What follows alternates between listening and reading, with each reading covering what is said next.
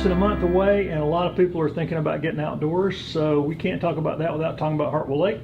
Our chairman, Mr. Dunn, who grown up on that lake, and he had always said that it was one of our greatest assets, but it had always been terribly underutilized and underpublicized. And so one of his goals was to make people aware of the lake and to see if we could have more opportunities for people to enjoy the lake. And so that's where all of this started. And then we had some preliminary plans for Green Pond Landing, but we got some PCB money from the settlement. And so we started small on Green Pond, and then Green Pond grew bigger and bigger and bigger and bigger. And now right beside Green Pond, a lot of people remember the old Tiger Cove campground that was right there. And it might have been run down in recent years, but now they're putting very nice RV hookups there and cabins, and they also have plans for a restaurant there. So that's going to accentuate Green Pond. We also know other property right there near that area where Tiger Cove is also owned by people who are looking to do some more lake-themed development in that area. We've opened up one of the old campgrounds that the Corps of Engineers closed because of lack of money. We had great success with that last year. We'll be doing that again this year. We have the Shores of Asbury, which is still being constructed. That's going on. And you have other private entities that are looking at doing things around the lake or that are lake oriented. And we've also had some people looking at the possibility of other locations on the lake. So now it's the most visited Corps lake east of the Mississippi. Lots of people know where it is. We're getting a lot of activity. We're on fishing shows all over the world, so that's just going to keep going. But you're also seeing different types of things other than fishing. You know, we worked with Meals on Wheels last year. In essence, they moved their boat race to Green Pond Landing, which is a whole nother group of people. And From all over the country. From all over the country, and from what we read in the comments they made, and in trade publications that catered to that group, that this was the best place in the world to do that. And those aren't bass boats. No, those aren't bass boats. Those boats cost whole lots of money, way lots and lots and lots of money, more than my house and your house put together. Because I know where you live and you know where I live. So we couldn't buy that boat if we did that. But anyway, so that's very good. So you're just seeing more and more development, and you're seeing just more activity. But the whole thing is that lake belongs to the people of the United States of America. That's whose lake it is. And so we need to provide a way for people in Anderson County to enjoy that lake. If they can't afford to live on the lake, they need to have access to that lake. And I mean, you know, we have kayak fishing tournaments. We have several other things that we're looking for to bring more activity to the lake. We're looking if we can get the electrical work done out there, to have a couple of concerts out there this spring, as we've talked earlier, spring and summer, so we're working like that. We're looking with a church organization on a massive fireworks celebration, 4th of July weekend, which they came to us and said, look, we'd like to do this as a gift to the community, and what do we have to do? Still ongoing work at Green Pond. And hopefully we're going to have our 2 host sites put out there. And what we do is we need eyes on Green Pond all the time. So if we have those 2 camping spots, hopefully we can find somebody like state parks do, that in exchange for you using this camping spot, you agree to do 20 or 30 hours of cleanup, supervision, and watch. So we have that going on. So the lake's going to only continue to draw people to Anderson County, which it already have. I met with a group two or three Fridays ago, and I'm talking to this gentleman, and I said, where are you from? And he said, well, I'm from the Adirondacks. You've been to the Adirondacks, one of the most beautiful places in the whole world. And I said, well, how did you get here and why? He said, my lake's polluted up there, it's small, and it's too cold. This lake's big, I love the weather, and I'm happy I'm here. So, I mean, that's the case in point. And county works closely with the Corps of Engineers on a lot of this stuff, right? Oh, we have a great relationship with the Corps of Engineers on recreation. We have to work with them hand in glove because they control that lake. And I know it's been important, but just how important has the recognition of the lake and its growth been to economic development? Well, one of the startups that we have currently at 1428, the old Singer Building, Ryobi Building, is a Yamaha promotion group that we have out there. Why'd they come here? They came here because of Lake Hartwell. They service the whole East Coast all the way to the Mississippi River. Why'd they come here? Lake Hartwell. And why our location, Charlotte, Atlanta, all up and down the East Coast, that's right there. And what do? They market for Bassmaster, they market for other people, and we probably have more Yamaha engines than any place in the country right now, right out there at that facility.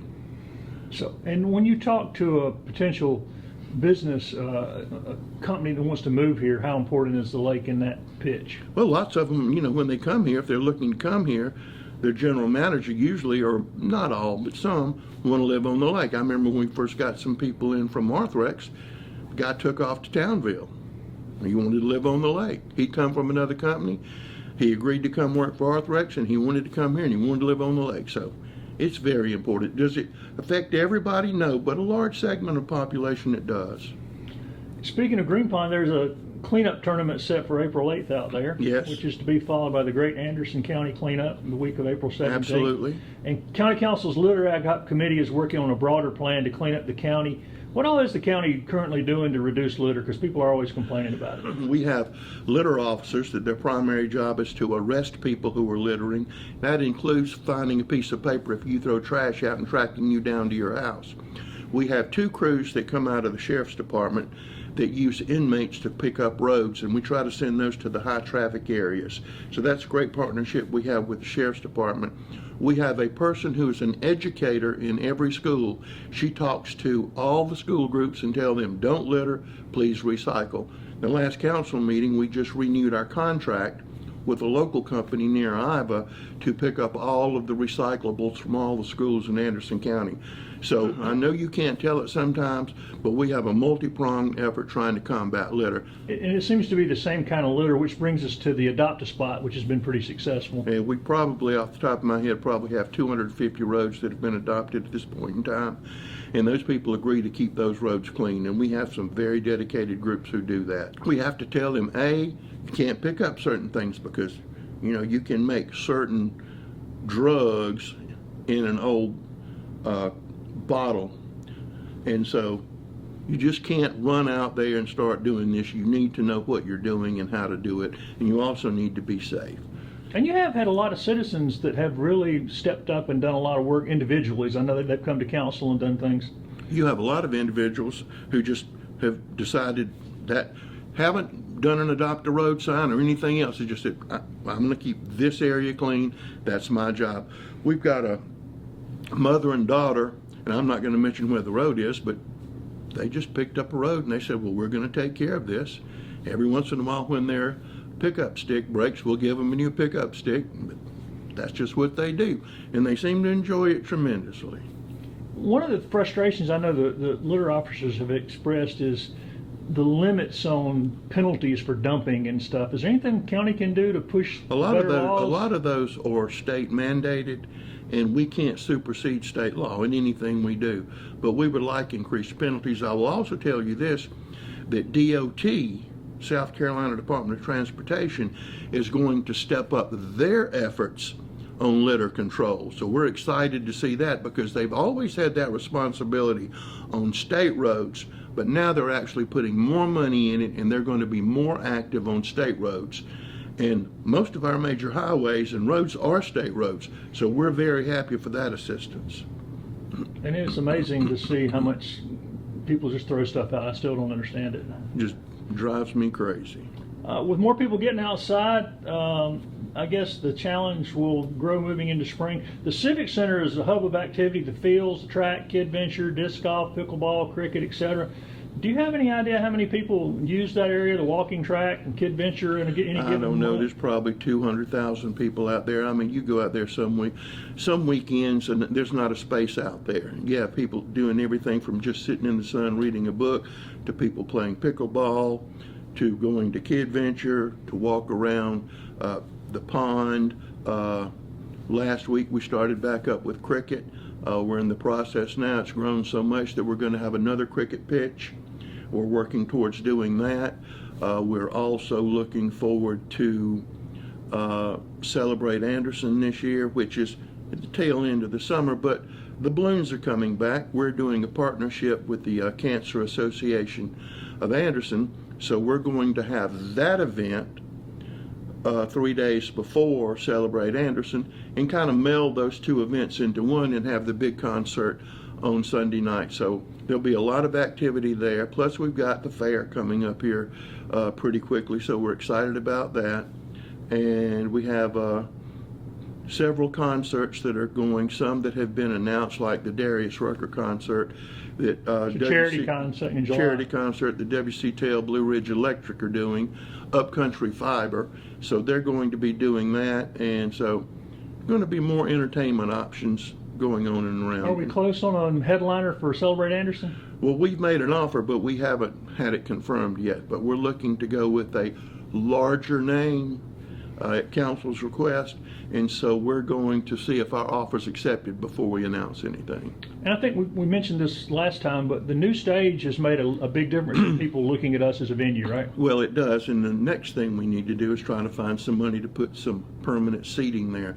Not through the whole amphitheater, but a lot of promoters, when they come into an area, and this is just a fact, that they want fixed seating right near the stage. Premium Why? seats, yep. Premium seats, that's where you make your money. That's where you make your money to pay the artists, and everything else is gravy to a large degree. So we're doing that. We're working with some new promoters, some very exciting things. We have offers on entertainers other than just for Celebrate Anderson.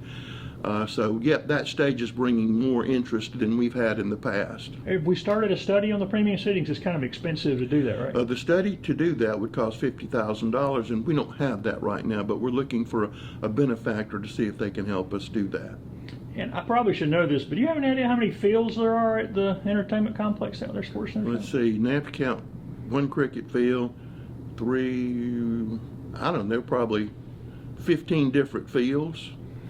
And with For different activities. Right, And soccer. some of them multi-use. and soccer, softball, and other sports already seem to be really going out there. Are they still doing bocce?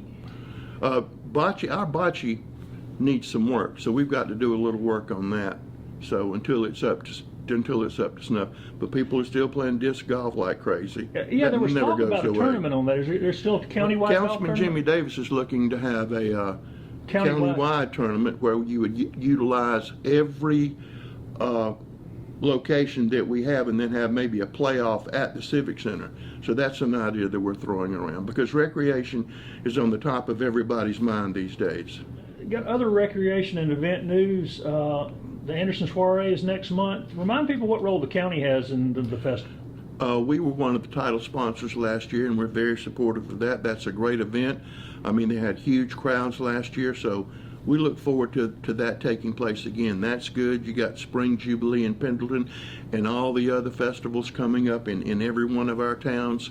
So it's festival season, so there'll be something for you to do just about every weekend and not even leave the boundaries of Anderson County. And then we're not even 8 weeks away from Dolly Cooper's Rhythm in the Park and then the Saluda River Rally, which is going to be a little different this year. It's going to be a little different, but Rhythm on the River went very well last year. We expect bigger things to come out of that this year. Saluda River Rally is going to be more contained. Hopefully, we've already secured over $500,000 for the development of our park in Piedmont, and we're hoping that we will get another $600,000 when the state finishes their budget. So we're excited about that. Maybe have that part of it, because it's going to be a perfect complement from Dolly Cooper down to Piedmont and other events like that. We're also working with some people who are interested in other developments on the Saluda River, and we're also looking to possibly do something with that old bridge that goes across the river. I think a sidewalk cafe across that bridge would be awesome. Proximity to the population in Anderson and Greenville. So That's another thing that we're looking at doing. And the River Rally is going to have maybe more entertainment this year. More entertainment, making more of a festival atmosphere than a just come in, jump on the river, and go. Shifting ideas a little bit, are building permits still going up in Anderson County despite interest rates? I talked with Barry Holcomb, our chief building official, the other day, and I said, Barry, our building, he said, we're not as rabid as we were last year, but he said they're still holding very, very steady. Is that a marker of how well things are doing when this holding steady in building permits? Well, building permits are a very good indicator, and so since they're holding steady, and you read doom and gloom everywhere else, but we haven't had much doom and gloom around here lately, and there's still help wanted signs everywhere you go. Any new business announcements on the horizon? We have several, but we haven't announced them yet because we still have some details to work out. And I know I ask you this often, but is spring, April a good time, or is it just varies? Is it not particularly months aren't? No, anytime you start warming up, things get more active. And we have a lot of exciting retail opportunities on the horizon too, but those require a little more tuning up. Where is the water and sewer REWA's doing on Highway 8 there at 85? Is that doing? How's that project going? That's going very, very well. And you know, we have a lot of development that's occurring on 85. You know, ANMED is going to put the new emergency hospital up there. We're very excited about that. We're going to be assisting them with some small parts of that. We're hoping to put an EMS unit up there in that area to help with that. So, and we also, I don't think we've mentioned that our EMS system won System of the Year for the state of South Carolina, and Steve Kelly, our EMS director, won Director of the Year, so we're really proud about that. Come a long way in a very short time.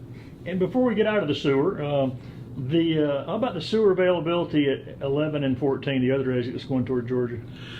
We're still looking at that. We made some overtures to Oconee County about some participation. They just signed a contract with a local company, Moorhead, here to provide sewer project they've been working on 20 years on exits 1 and 2. That's going to be started pretty soon.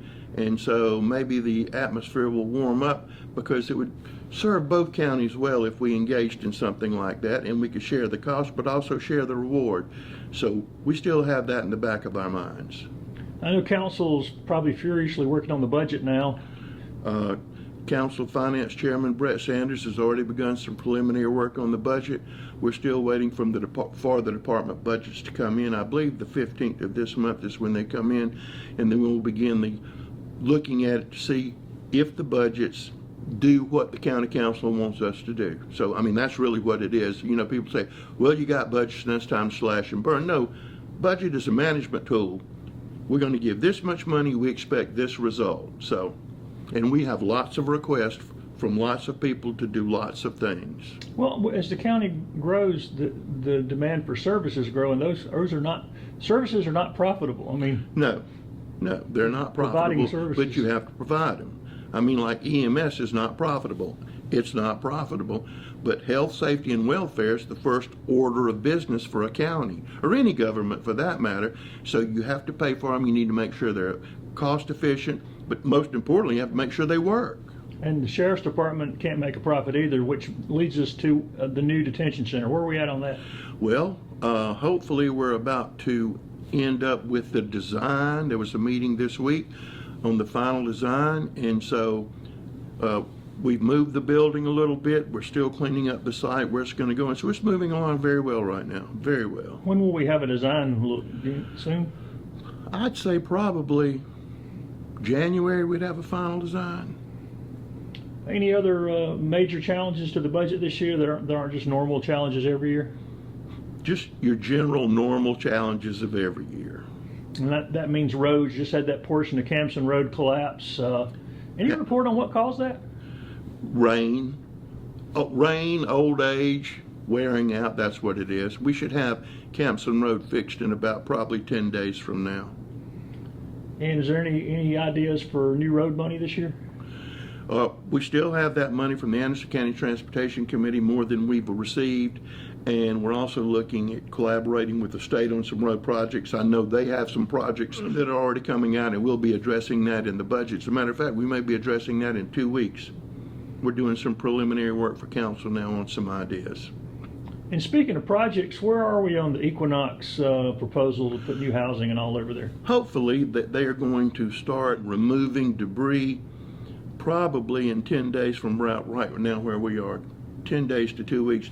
But every time people get started on something, the bottom falls out, and you say, well, you know, it's a sunny day. Well, it may be a sunny day, but the mud hadn't dried out, so you can't put equipment in there. I've got a bunch of friends in the construction and land grading business, and I mean, you know, people are calling me up wanting to know how come I'm not there sunny today, and I said, it hadn't dried out. It'll take 2 or 3 days for it to dry out, and then when it dries out, it rains the next day, so it's just been an ordeal. Let's talk about the airport. They still getting extra traffic out there? I seem to see a lot more planes in the sky. A lot more planes. We have some private individuals who are going to build some hangars out there. At least we're in conversations with them. We need hangars out there, and if people want to build their own hangar, we have a system to do that because we will lease you the land. You get it for X number of years. That provides more people at the airport to buy gas, more things for our private mechanics to work on out there. As you know, we have a charter service. We have a whole lot of things going on out there, and it's only going to continue to grow out there. We have a great airport manager, and we need more hangars. If we had 10 hangars, they would be filled right now, but hangars are expensive, and again, that's what council has to do with the priorities. Well, we knew we needed a jail. If you look in the paper, look at Richland County, Columbia, and they've been ordered by the state, you will do this, and you don't have any choice, and this is what you have to do. So our council didn't want to get in that situation, so we're not in that situation. How about the playground at the airport? We have private contributions and monies from the legislative delegation. We're about $100,000 short. So anybody wants to make a contribution for the playground out at the airport, which is an aviation-themed playground. And we're also looking to see if we can overturn some other rocks to do that, because that would really be a great feature, and I would love for that to be there this summer. Yeah, and that's not just for people who are using the airport to fly in and out. No, it's for anybody. It's for any and everybody. And it's on that side of town, and it would be a wonderful place to go. You could play on an aviation-themed playground. You could watch planes land and take off and do all that stuff. Learn about aviation, see the planes. It'd be ideal. The one in Greenville just blows up. They have birthday parties there. And so we need one here for us, but we need one that looks really, really good. Well, finally, the Anderson County Farmers Market's craft market kicks off in about 6 weeks. Anything new to report at the farmers market this year? Miss Sharon Nicometto is in charge of the farmers market, and she always has something new, and she always works tirelessly to make it better. And then she does other things down there that she doesn't have to do, but she does on her own. So she came up with the craft market. She came up with the Christmas market. So it's time to get all of that going back on. So that season's coming up. Another thing for you to do in Anderson County.